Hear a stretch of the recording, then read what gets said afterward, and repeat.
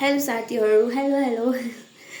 अहिले म चाहिँ चटपटे बनाएर आएको छु किनभने आज मैले भर्खर स्कुलबाट आएँ, छुट्टी भएर अहिले आएँ। अहिले चाहिँ 4 बजेको छ, 4 साढे 4 जस्तो भयो।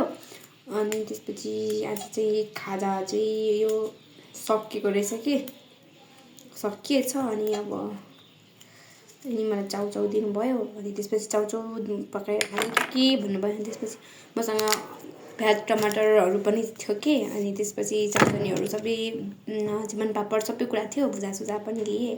अनि मैले त बरु म चटपटे नै खान्छु भनेर चटपटे बनायो भने यो चाहिँ तोरीको तेलको थोरै छ। अनि यो पनि म यहाँ एड गरिदिन्छु। अनि त्यसपछि खान्छु साथीहरू। यस्तै त भोक लागिरहेछ। बडाइ खाएको थिएन। अनि मेरो चटपटे चाहिँ यस्तो देखिरहेछ, त्यहाँ चाहिँ कस्तो नराम्रो क्यामेरामा चाहिँ कस्तो देखिरहेछ, तर राम्रो आएको छ। भाडा पनि केही नभएर मैले यसमा बनाएको है साथीहरू। कागतीहरू पुरा उम्मेदहरू हालेको छुइनँ, म टमाटर हालेको छु त्यति मात्रै हो, केही हालेको छैन। कस्तो हुन्छ टेस्ट गर्छु ल।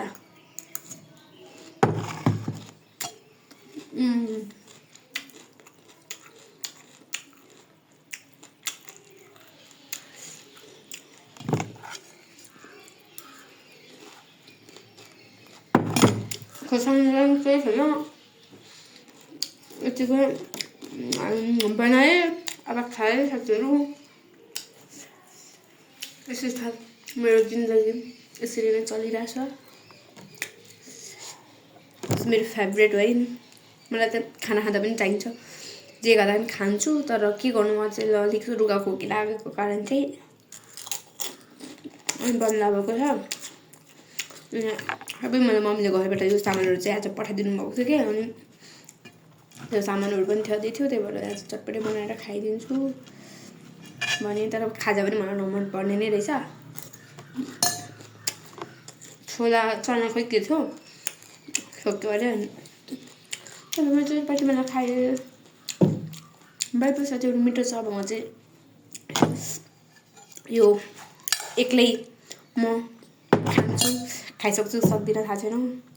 तर कस्तो मिठै छ, त्यस्तो मिठो वा चाहिँ भएन, केही त्यस्तो अम्लो चम्लो कागती खोर्सानी पिरो भएन, त्यही भएर त्यस्तो लागेको होला। साथीहरू बाई बाई।